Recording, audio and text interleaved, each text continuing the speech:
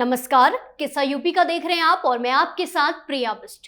मथुरा में आरएसएस की बैठक हुई। संघ ने मुख्यमंत्री योगी आदित्यनाथ के बटेंगे तो कटेंगे वाले बयान का समर्थन किया।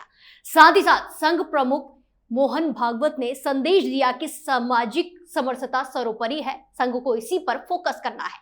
तो वहीं दूसरी तरफ मुस्लिम पर्सनल लॉ बोर्ड के अध्यक्ष मौलाना खालिद सैफुल्लाह ने वक्फ बिल को लेकर बड़ा बयान दिया और कहा कि इस बिल को हर हालत में रोकेंगे, यह हमारे लिए जिंदगी मौत का मसला है। मौलाना ने आगे कहा कि अगर जरूरत पड़ेगी तो इस देश का मुसलमान जेलों को इस कदर भर देगा कि हुकूमत को मुलाजिमों को रखने के लिए जगह नहीं मिलेगी। तो आज आरएसएस की बैठक और मौलाना के बड़े बयान पर चर्चा करेंगे और चर्चा के लिए मेरे साथ स्टूडियो मौजूद हैं कैपिटल टीवी के एग्जीक्यूटिव एडिटर राजीव जी। सर, बहुत बहुत स्वागत है आपका। धन्यवाद। एक तरफ आरएसएस की बैठक और एक तरफ मौलाना का बयान, तो क्या कुछ यूपी में होने वाला है? देखिए, जिस तरीके से मौलाना ने बोला है कि ये वक्फ बोर्ड संशोधन बिल को किसी तरह से रोकना है। रोकने के क्या तरीके हो सकते हैं? दो ही तरीके हैं रोकने के लिए। एक तो अगर ये बिल पारित नहीं करवाना है तो लोकसभा में या राज्यसभा में किसी जगह पर इसे रोकना पड़ेगा और उसके लिए सदस्यों की संख्या चाहिए। अब ये मौलाना जो पर्सनल लॉ बोर्ड का है, मुस्लिम पर्सनल लॉ बोर्ड का, ये इसके पास सांसदों की संख्या कितनी है? ये पिछले दिनों ओवैसी के पास गया था मीटिंग करने के लिए हैदराबाद, और वहां से मीटिंग करके क्या आया कि कैसे संसद में रोकेंगे, इसकी मीटिंग नहीं हुई, बल्कि सड़क पर कैसे रोकेंगे इसकी मीटिंग हुई है। अब इन लोगों के पास पूरे विपक्ष को अगर ले लिया जाए, जो सो कॉल्ड सेकुलरिज्म के नाम पर इन लोगों के साथ खड़ा होता है या मुस्लिम समर्थक, मुस्लिम परस्त राजनीति करता है, इन सबको मिला भी दिया जाए तभी भी संसद में इनकी औकात नहीं है।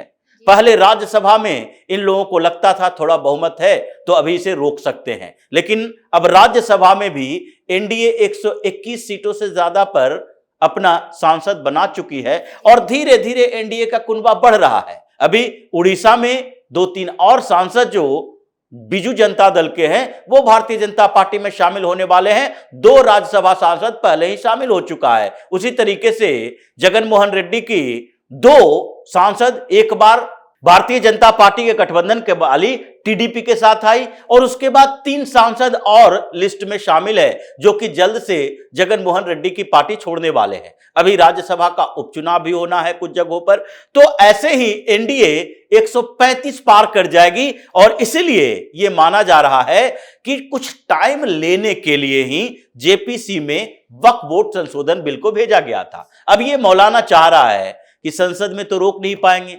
लोकसभा में एनडीए का बहुमत और राज्यसभा में भी अब एनडीए का बहुमत, तो ये 10-20 जो मुस्लिम सांसद हैं उन लोगों के आधार पर न रोक पाएंगे। और अभी जो इंडी अलायंस में कुछ पार्टियां हैं वो वक्फ बोर्ड संशोधन बिल पर इनके साथ आ ही नहीं सकती। जैसे उद्धव ठाकरे की पार्टी है, उद्धव ठाकरे की शिवसेना कभी भी वक्फ बोर्ड संशोधन विधेयक पे इसके अगेंस्ट में वोट नहीं कर सकती, भले ही वो संसद में वॉकआउट कर जाए। जैसे पिछले दिनों जब ये बिल पेश हुआ था तो वो वॉकआउट कर गई थी, उसके 9 सांसद कभी भी वक्फ बोर्ड संशोधन बिल के विरोध में नहीं जा सकता, उसके समर्थन में जा सकता है। इसी तरीके कुछ और से पार्टियां हैं जो कि इंडी अलायंस में है लेकिन इस बिल पर इंडी अलायंस के साथ नहीं रहेगी। तो अब इन मुसलमानों की समस्या क्या हो गई कि संसद में इसे रोक नहीं सकते, भले ही जेपीसी में 31 मेंबर है और 31 मेंबर में से ये 8 मुस्लिम मेंबर है। क्यों? क्योंकि 4 जो लोकसभा और राज्यसभा से, 3 लोकसभा से 1 राज्यसभा से जो कांग्रेस को मिला, उस 4 में से 3 मुसलमान है। सपा का 2 मिला, 2 में से 1 मुसलमान है। उसके बाद टीएमसी को 2 सांसद मिला है, 2 में 1 कल्याण बनर्जी लोकसभा से, दूसरा राज्यसभा से जो भेजा गया वो मुसलमान है। यानी कि 31 में से 8 मुस्लिम सांसद है।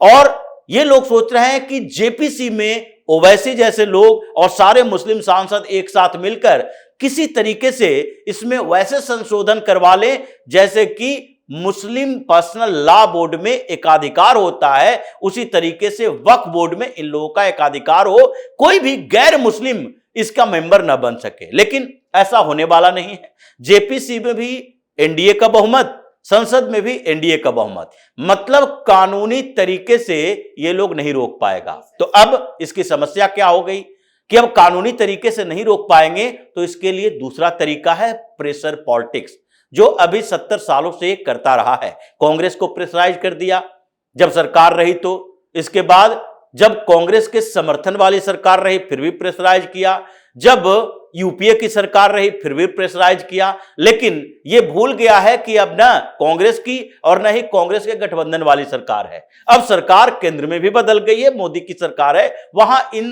प्रेशर पॉलिटिक्स का कोई असर नहीं होता है। इन लोगों ने ये पॉलिटिक्स सीए के खिलाफ भी की थी, सैकड़ों दिन तक आंदोलन करता रहा, 53-54 लोगों की मौत हो गई, लेकिन फिर भी सरकार ने क्या किया, सीएए को लागू किया।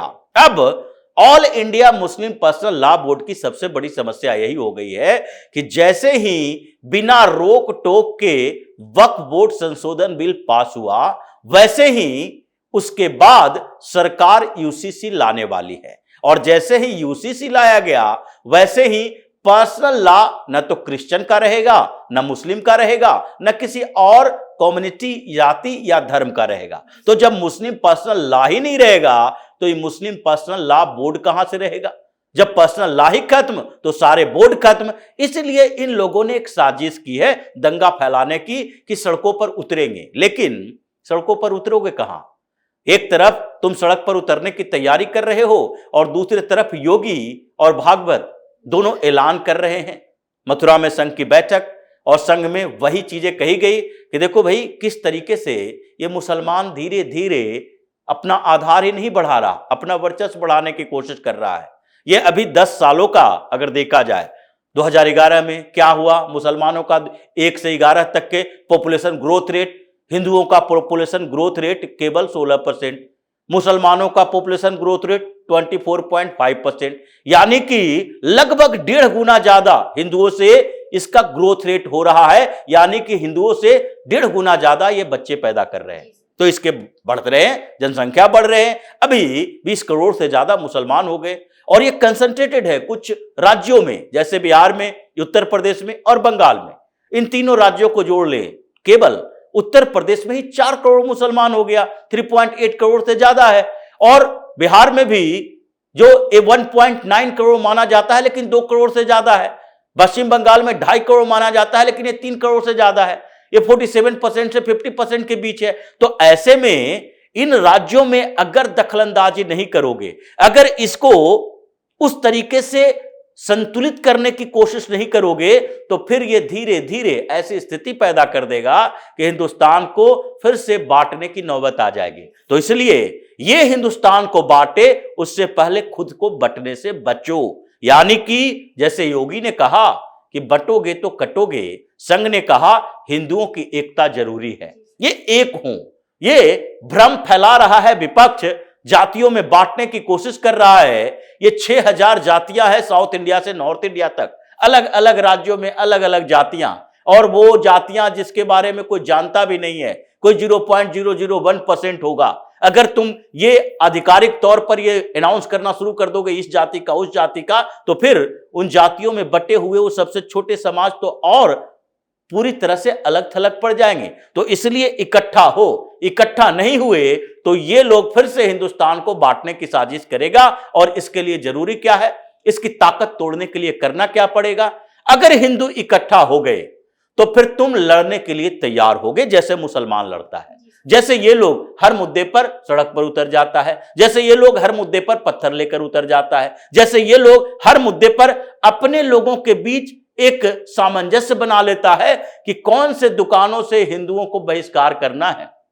तुम अगर कहीं बाहर जाओ तो किन दुकान से सामान खरीदना है ये इनके जेहन में भरा जाता है। ये कभी भी हिंदुओं के दुकान से सामान नहीं लेता, इसने पहले ही एक आधार बना रखा है, क्या? हलाल। ये जो हलाल सर्टिफाइड सामान हिंदू क्यों बेचेगा? हलाल सर्टिफाइड सामान ज्यादातर ये बेचता है। तो ये सर्टिफाइड, जो हलाल सर्टिफाइड होता है, उसका मतलब सिर्फ मीट से नहीं है, ये तो कपड़े, तौलिया हर जगह होता है। ये सऊदी अरब में हलाल टूरिज्म चलता है, ये हर जगह पर हलाल तौलिए, साबुन, सोडा, सरफ, हर चीज, आटा, चावल, सब कुछ को हलाल सर्टिफाइड किया जाता है। मतलब वो प्रोडक्ट जिसके बनाने में कोई भी गैर मुस्लिम का इस्तेमाल नहीं किया गया, उसको ये हलाल मानता है। तो इसने तो पहले ही हिंदुओं को पूरी तरह से बाइकाट कर दिया है इकोनॉमिकली। तो अब हम इकट्ठा होकर इसका इकोनॉमिक बाइकाट करें, इन लोगों से सामान खरीदना बंद करें, इन लोगों से सामंजस्य बनाना बंद करें, इसको आर्थिक आधार देना बंद करें। जब ये आर्थिक आधार इसकी टूटेगी तभी ये संभलेगा और तभी उसके बाद इन लोगों को लगना शुरू हो जाएगा कि नहीं, ये जो पॉपुलेशन ग्रोथ रेट 24% बढ़ा रहे हैं, ये धीरे धीरे 14 करोड़ से 20 करोड़ बढ़ गए या 25 करोड़ 30 करोड़ बढ़ने वाले हैं। जो ये मौलाना जाके समाजवादी पार्टी का एक नेता कहता है हम इतना बढ़ रहे हैं कि धीरे धीरे उत्तर प्रदेश पर हमारा कब्जा होगा और हम लोकतांत्रिक तरीके से अपना ज्यादा सांसद भेज सकते हैं, इसकी हेकड़ी तभी निकलेगी। इसीलिए अब ये जो योगी और संघ का प्लान चला है, उस प्लान का मतलब यही है कि आगे इकोनॉमिक बाइकाट होने वाला है, हिंदू इकट्ठे होंगे। इन मौलानाओं की यानी 20 करोड़ मुसलमान इस बात से खौफ में हैं कि एक बार हिंदुओं ने इकोनॉमिक बाइकाट कर दिया तो उसके बाद हमारे तो हुक्का पानी बंद हो जाएगा, हम खाने पीने के लाले पड़ जाएंगे, फिर बच्चा पैदा करने की बात तो छोड़ दो, अपनी जिंदगी बचाना मुश्किल हो जाएगा। धन्यवाद सर समझाने के लिए। धन्यवाद। तो आरएसएस की 9 घंटे तक चली बैठक में अहम मुद्दों पर गंभीरता से बात हुई। आरएसएस ने मुख्यमंत्री योगी आदित्यनाथ के बटेंगे तो कटेंगे वाले बयान का समर्थन किया और इस बैठक से कट्टरपंथियों को एक कड़ा संदेश दिया, जिससे मौलाना गैंग में हड़कंप मचा हुआ है। तो ऐसे में अब लग रहा है कि मौलाना का जेल भरो वाला बयान उसी पर भारी पड़ने वाला है। किस्सा यूपी का में फिलहाल के लिए इतना ही। बाकी तमाम खबरों के लिए देखते रहिए कैपिटल टीवी उत्तर प्रदेश। नमस्कार।